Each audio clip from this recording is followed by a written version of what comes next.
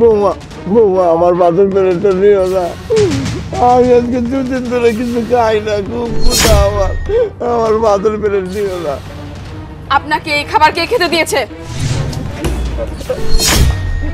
কি হলো, চুপ করে আছেন কেন?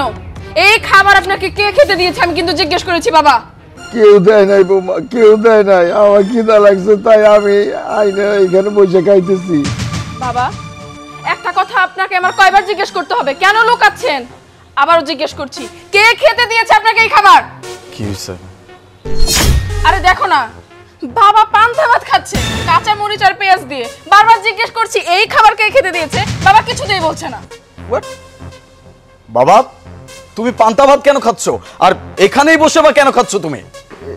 না বাবা আলিফ, আমি এমনি খাইতেছি, আমার ইচ্ছা হয়েছে তাই আমি পান্তা ভাত খাইতেছি। আমি খাইতেছি মানে? বাড়িতে কি খাবারের অভাব পড়ছে নাকি বাড়িতে ভালো মন্দ কোনো খাবার নাই? তুমি কেন পান্তা ভাত খাচ্ছ? কে দিচ্ছে তোমাকে এই খাবার? ও আছে তো, বাড়িতে অনেক ভালো ভালো খাবার আছে, কিন্তু আমার ইচ্ছা হয়েছে আমি পান্তা ভাত খাইতেছি। বুঝতে পেরেছি, বাবা কিছুই বলবে না, যাদেরকে জিজ্ঞেস কর আমি তাদেরকে জিজ্ঞেস করছি। মা, মুক্তা কোথায়? তাড়াতাড়ি এদিকে।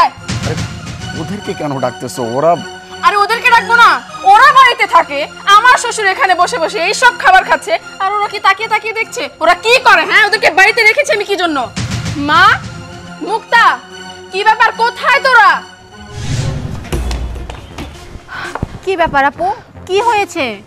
কি হয়েছে মানে কি? আমার শ্বশুর এখানে বসে বসে কেন এইসব খাবার খাচ্ছে? কাঁচা মরিচ দিয়ে পেঁয়াজ দিয়ে পান্তা ভাত কেন খাচ্ছে? হ্যাঁ, তোরা কি করছিস এসব দেখিস না? আরে পাগলের মতো প্রশ্ন করতেছে। কাদেরকে কি বলতেছো? ওরা ওরা আমাদের বাড়ির মেহমান, ওরা কিভাবে জানবে? তুমি চুপ করো আলী, ওদেরকে বলবো না তো কাদেরকে বলবো? আমি বাড়িতে নেই 5 দিন, বাড়িতে ফেরার সাথে সাথে আমার এরকম একটা দৃশ্য কেন দেখতে হলো? এই তোদেরকে আমি বাড়িতে রেখে গিয়েছিলাম কিসের জন্য? আমার শ্বশুরের টেক কেয়ার করার জন্য, আর এসে কেন আমার এসব দেখতে হচ্ছে? এই খাবার ওনাকে কে দিয়েছে? আসলে আপু আমি তো এই বিষয়ে কিছুই জানি না, আর আমি তো বাসায় ছিলাম না, বাহিরে ছিলাম, আমি কিছু জানি না কে এই খাবার দিয়েছে। ও হ্যাঁ, তুই তো জানবি না, তুই জানবি কিভাবে? তুই তো সারাদিন বাইরে থাকিস, বন্ধু বান্ধবদেরকে নিয়ে সবসময় পার্টিতে থাকিস, পার্টিতে থাকলে বাড়ির খবর তুই রাখবি কিভাবে? ঠিক আছে, তুই যেহেতু জানিস না, মা তো সবসময় বাড়িতে থাকে, মা নিশ্চয়ই জানবে। মা মা কেন? তুমি চুপ করো আলিফ, আমাকে কথা বলতে দাও। মা, সত্যি করে বলো তো, আমার শ্বশুরকে এই খাবার কে দিয়েছে? উনি কেন এই খাবারগুলো খাচ্ছে? আরে আমি কি করে জানবো উনাকে কে পান্তা ভাত কাঁচামরিচ খেতে দিয়েছে? আমি কিছুই জানি না। চুপ করো মা, আর একটাও মিথ্যা কথা বলবে না। আমি তোমার মেয়ে, ছোট থেকে তোমাকে আমি দেখে আসছি, তুমি যে কি ধরনের মানুষ সেটা কিন্তু আমি খুব ভালো মতো জানি। কেন যে এই বাড়িতে এই কাহিনীগুলো হচ্ছে সেটা কিন্তু আমি খুব ভালো মতো বুঝতে পারছি। এই বাড়িতে তোমরা 3 জন ব্যক্তি ব্যতীত আর কেউ থাকে না। ঘটনা যদি ঘটিয়ে থাকে 3 জনের ভিতরেই কেউ ঘটিয়েছে। তাই ভালোভাবে জিজ্ঞেস করছি, সত্যি করে বলো, আমার শ্বশুরকে খাবার কে দিয়েছে? ভালোভাবে না বললে কিন্তু আমার থেকে খারাপ কেউ হবে না মা। আরে আমি বুঝতেই পারছি না তুই কেন আমাকে প্রশ্ন করছিস, আমি তো কিছুই জানি না। থাক মা, তোমার আর নাটক করতে হবে না। তোমার চোখই বলছে তুমি মিথ্যে কথা বলছো। আসলে ভুলটা আমারই, তোমাদের এই বাড়িতে রাখাটাই না আমার জীবনের সবথেকে বড় ব্যর্থতা। কেন এরকম করলে তুমি মা? হ্যাঁ, আমি কিন্তু খুব ভালো মতোই বুঝতে পেরেছি এই খাবারটা তুমি আমার শ্বশুরকে দিয়েছো।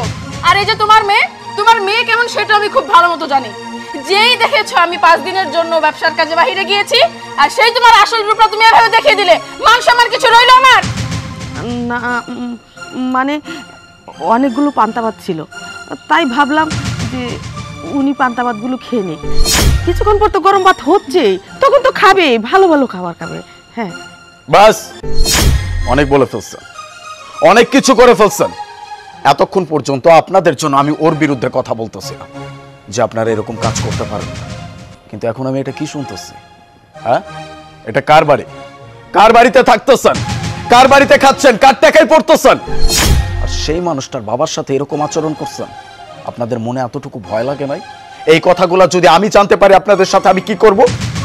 উনি আমার পুরো পৃথিবী, আমার পুরো পৃথিবী একদিকে, উনি একদিকে। ওনার জন্য আমি সবকিছু করতে পারি, আর তার সাথে এরকম আচরণ করছেন। আপনাদের সাহস দেখে আমি সত্যি অবাক হয়ে যাচ্ছি। কিভাবে পারছেন? হ্যাঁ, কিভাবে পারছেন? এতটুকু বিবেকবোধ কাজ করে নাই যে কোন মানুষটার সাথে এরকম কাজ করতেছি? নেহাত আপনি আমার শাশুড়ি, নয়তো আজকে এখানে আপনার জায়গায় অন্য কেউ হইলে আমি থাপ্পড় দিয়ে সবগুলো দাঁত ফালাই। আপনাদের সাহস কত বড়, আমার বাবার সাথে এরকম আচরণ করেন আপনারা। আমার বাবাকে পান্তা ভাত খেতে দেন। আমার বাড়িতে খাবারের অভাব নাকি আমার টাকা পয়সার অভাব, নাকি আমার বাড়িতে খাবার রান্না হয় না? সব ভালো খাবার আপনাদের জন্য, আর আমার বাবার জন্য পান্তা ভাত। বল, তোমাকে বিয়ে করার আগে আমার বাবা আমাকে কি বলছিল জানো? একটা গরিব ঘরের মেয়েকে ছেলের বউ করে নিয়ে আসবো, সেই মানুষটা যেন আমার ছেলেকে ভালো রাখতে পারে, আমাকে ভালো রাখতে পারে, এত বড় সহায় সম্পত্তি সবকিছু যেন দেখে রাখতে পারে। সে কিন্তু মেয়েটাকে ভালোই আনছে, কিন্তু সেই মেয়েটার পরিবার যে এরকম সেটা তো আমি জানতাম না। ওই যে কথায় আছে না, কুয়োর ব্যাংকে যদি সাগরে ফেলা হয়, সেই ব্যাংকটা শুধুমাত্র লাফালাফি করতে পারে, আর কিচ্ছু করতে পারে না। কারণ এত বড় সাগরের পানিতে সে কখনো নামে নাই। এগুলো সে বুঝবে কি করে? তোমার মায়ের হয়েছে সেই কাহিনী। আমি এখনো ভালোই ভালোই বলতেছি ওনাকে এখান থেকে চলে যেতে বলো, নয়তো আমার মাথাটা যদি বিগড়ে যায় তাহলে কিন্তু আমিও জানি না যে আমি কি করে ফেলবো। কি হলো, তোমরা এখন এখানে চুপ করে দাঁড়িয়ে আছো কেন? যাও, আমাদের বাড়ি থেকে বের হয়ে যাও। আর কখনো তুমি আমার চোখের সামনে আসবে না। তোমার জন্য এই বাড়িতে আমার মান সম্মান বলতে কিছু রইলো না। খুব শখ করে তোমাকে এই বাড়িতে এনেছিলাম যে আমার বোন আর আমার মা সবসময় সাথে থাকুক, আমার পাশে থাকুক। তোমরা যে কাজ করলে না, মনে থাকবে সারা জীবন। আর কোনো কথা বলতে চাই না, এই বাড়ি থেকে চলে যাও। মেয়ে পরিচয় নিয়ে আমার চোখের সামনে এসো না কখনো। আরে তুই কি পাগল হয়ে গেছিস? আমি তোর মা, ও তোর বোন। তোর সংসারের ভালোর জন্য আমি কত কিনা করলাম, আর তুই আমাকে শেষ পর্যন্ত ভুল বুঝলি। আর আপনি যে কত বড় গর্দভ আর কত বড় মূর্খ সেটা আমি খুব ভালো করে বুঝতে পারছি। নয়তো এত কিছুর পরেও এরকম একটা কথা আপনি বলতে পারতেন না, আপনার মুখ থেকে বের হতো না। অন্তত একটা মানুষের কাছে সরি বলতেন আপনি। যাই হোক, এখান থেকে চলে যান, নয়তো এই হাতটা কিন্তু এবার আপনার গালে বসবে। যান যান। চল। জানিস বাবা হানিফ, আমার না খুব ইচ্ছা ছিল যে আল্লাহ যদি আমার একটা মেয়ে দিত। কারণ সবার কাছে শুনি কি বাবা মারা বয়স্ক হয়ে গেলে না মেয়েরা দেখে, তাই আমার খুব শখ ছিল। সেই শখটা মনে হয় আল্লাহ আমার পূরণ করছে। ও এই যে আমি গোবর থেকে একটা পদ্ম ফুল আমি তুলে আনছি, এই যে এই মায়াটারে আমি খুব শখ করে আমার এই বাড়িতে আনছি। আমি যেমন চাইছিলাম আল্লাহ আমার ঠিক তেমন দিছে। এই পদ্ম ফুলটা গোবরের মধ্যে ছিল। বাবা হানিফ, ওকে তো তোরা বাইর করে দিলি।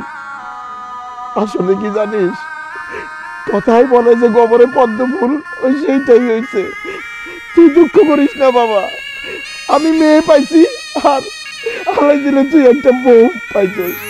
আমি এখন মরে গেল আমার এই আত্মাটা শান্তি পাইব যে আমার ছেলের দেখাশোনার জন্য একটা মানুষ আমি রাইখে আইছি দুনিয়ায়। সেই মানুষটা হইলো এই যে আমার বৌমা। না, আমার বৌমা না, আমার মাইয়া। বৌমারে আমি আজকে খুব খুশি হয়েছি রে মা। আমার বুকটা মরে গেছে তোর কথা শুনে। আমি এতদিন যত কষ্ট করছি এই তোর মুখের কথাগুলো শুনে আমার বুকটা মরে গেছে, সব কষ্ট দূর হয়ে গেছে। তোর মতো এরকম ছেলের বউ যদি প্রত্যেকটা ঘরে ঘরে হইতো রে মা, তাহলে এই দুনিয়ায় কোনো অশান্তি থাকতো না, কোনো বৃদ্ধ বাবা মা কষ্ট করতো না। আমি তোরে দোয়া করি তুই সুখী হ, স্বামী সুহাগী হ, আল্লাহ তোরে ভালো রাখুক, ভালো রাখুক। বাবা, আমার মা আর আমার বোন আপনার সাথে যেটা করেছে সেটা অনেক অন্যায়, সেটা আমি জানি। ওদের হয়ে আমি আপনার কাছে ক্ষমা চেয়ে নিচ্ছি। প্লিজ আপনি ক্ষমা করে দিন। ছোটবেলায় বাবা হারিয়েছি, এই বাড়ির বউ হওয়ার পর থেকে আমি আপনাকে আমার নিজের বাবা মনে করি, আর আপনি আমাকে নিজের মেয়ে মনে করেন। আপনার কাছে একটাই অনুরোধ, সারা জীবন এভাবে আমাকে ভালোবাসবেন, এভাবে আগলে রাখবেন।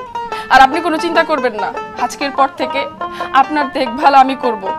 আপনার যত্নের আর কোনো ত্রুটি হবে না, আর কখনো আমি এমন ভুল করতে দিব না। আপনি শুধু আমাকে আপনার সেবা করার সুযোগ দিন বাবা। ওরে পাগলি, তুই আমার কাছে ক্ষমা চাস কেন? তুই কোনো অন্যায় করস নাই, ভালো থাক তোরা। চলুন বাবা, ঘরে চলুন, আপনাকে খাবার দেই। আলিফ চলো।